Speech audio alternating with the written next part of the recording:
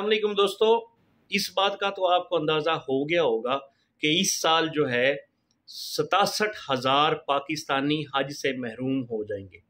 क्योंकि उसकी वजह ये है कि पहले भी मैंने अपनी वीडियो में बताया था कि पाकिस्तान गवर्नमेंट को जब ये पैकेज का आगाज़ किया था सऊदी गवर्नमेंट ने, और ये सारा कोटा सिस्टम का आगाज़ किया था, तो उसके अंदर कुछ गवर्नमेंट और कुछ प्राइवेट कंपनीज का कोटा होता है जो कि उन्होंने पूरा करना होता है। गवर्नमेंट की तरफ से तो हो गया ओके। उसके बाद जनाब जो निजी जो इदारे हैं या कंपनीज हैं जिन्होंने हज के हवाले से कोटा वो लेना था, या उनकी जो पेमेंट्स थी वो गवर्नमेंट को तो पेमेंट कर दी गई, लेकिन आगे सऊदी गवर्नमेंट को पेमेंट नहीं हुई, लेट हो गए या क्या हुआ। तफसीलात जानने के लिए आपने हमारे साथ रहना है, आपने देखनी ये पूरी वीडियो। और वीडियो के आगाज़ में ही आप लोगों को बता दूं कि जिन दोस्तों ने हमारे चैनल को सब्सक्राइब नहीं किया तो बराए मेहरबानी चैनल को सब्सक्राइब कर लीजिए। लेटेस्ट से लेटेस्ट न्यूज़ जैसे ही आएगी जनाब आप लोगों के साथ शेयर करते रहेंगे इंशाअल्लाह अज़ीज़। और आप अब ये वीडियो देख लें, इसके अंदर तमाम तर डिटेल मौजूद है और उसके बाद आपको हर चीज़ का अच्छे से अंदाज़ा हो जाएगा। अस्सलाम वालेकुम दोस्तों, हर साल की तरह इस मरतबा भी हज के करीब आने से पहले कुछ फ्रॉडिये मुतहर्रिक हो चुके हैं। और जिस तरह पिछले साल कई हज़ार लोगों को लूटा गया, ये पैसे भी गए, हज भी नहीं कर पाए, और फिर सरकार की तरफ से जो सज़ाएं मिली वो अलग से। तो इस मरतबा भी कुछ ऐसा ही हो रहा है। हम आपको ज़रा इन नई टेक्निक्स के मुतालिक बतला दें कि आप जानते हैं चंद दिन पहले हमने खबर आपसे शेयर की थी जिसके अंदर आपको बताया था कि तकरीबन कोई 70,000 से ज़्यादा पाकिस्तानियों का हज ख़तरे में पड़ चुका है, क्योंकि उनकी मुख्तलिफ जो पेमेंट्स थी नहीं की गई मिना के अंदर, अराफात के अंदर, और वो पेमेंट डिले होने के बहुत सारे वजूहात थे, असबाब थे। हम उस पर तफसीलन अब दोबारा जिक्र नहीं करते, पहले हम कर चुके हैं। अच्छा, ये एक ऐसी चीज़ हो गई जो सब लोगों के इल्म में भी है, और इसी चीज़ का फ़ायदा उठा के ये पाकिस्तान और इंडिया बांग्लादेश वालों के साथ फ्रॉड भी किए जा रहे हैं, और इसी फ्रॉड की कैटेगरी से मुंसलिक एक बंदा गिरफ्तार भी हुआ है। आप जानते हैं कि सऊदी अरब के अंदर भी हज काफ़ी महंगा है, उसकी तसरीह हासिल करना। तो सोशल मीडिया के ऊपर कई लोग आके सस्ती हज तसरीह देते हैं, और इस मरतबा टेक्निक नई क्या इस्तेमाल की जा रही है, वो ये कि लोगों को कहा जा रहा है कि पाकिस्तान के बहुत सारे हुज्जाज नहीं आ सकेंगे, जबकि मिना में उनकी जगह मौजूद है। इंडिया के बहुत सारे हुज्जाज वक्त पे पेमेंट ना होने की वजह से नहीं आ सकेंगे, जबकि मिना में उनकी जगह मौजूद है। तो हज पैकेज के लिए यही मिना और अराफात की जगह सबसे ज़्यादा ये ज़रूरी और दरकार होती है, और लोकल हाजियों के लिए तो यही होता है। तो अब ये लोग, ये जो फ्रॉडी हैं, ये किस तरह से सोशल मीडिया पे प्रमोशन कर रहे हैं, अपने एड्स को बूस्ट कर रहे हैं, लोगों तक व्हाट्सएप पैगामात पहुंचा रहे हैं और उनको बतला रहे हैं। चूँकि हज़ारों की तादाद में इंडियंस और पाकिस्तानी हुज्जाज नहीं आ पा रहे और उनकी जगह खाली है, तो हम वो जितनी भी जगह थी उसको आधी से भी कम कीमत पे फ़रोख्त कर रहे हैं, और आपको हज तसरीह सिर्फ 2,000 या 3,000 रियाल में दे रहे हैं।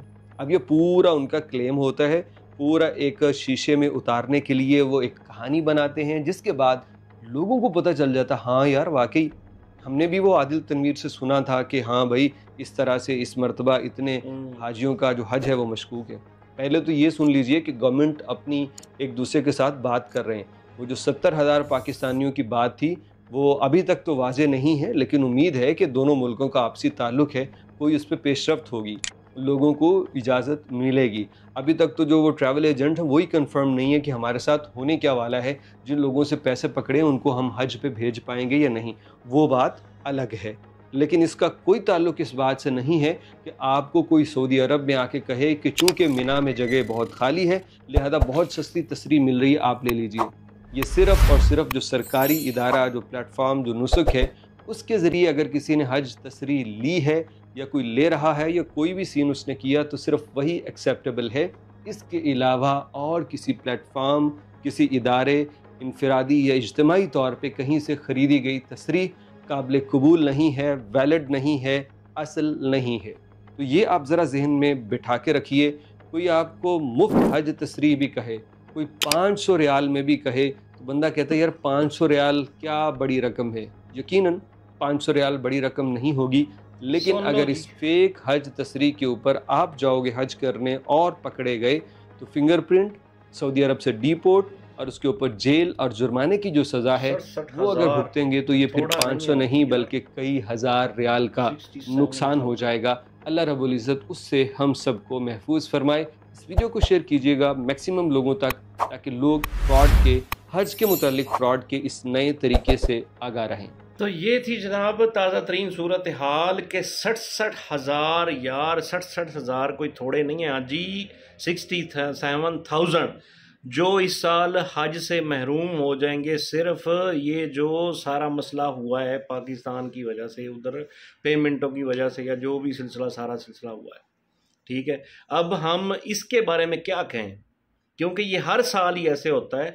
पिछले साल भी हुआ था, उससे पिछले साल भी हुआ था, इस साल भी हुआ है, लेकिन मिन्नत समाजत करके मसला मसाइल हल हो जाते थे। लेकिन इस दफ़ा जो सऊदी गवर्नमेंट है वो बिल्कुल भी रत्ती बराबर भी टॉलरेंस नहीं दे रही कि जो हमारी पॉलिसीज़ हैं उनके मुताबिक चलो तो आपको कोई मसला नहीं होगा, लेकिन अगर आप उसको फॉलो नहीं करते तो फिर उसके बाद मसले मसाइल तो होंगे।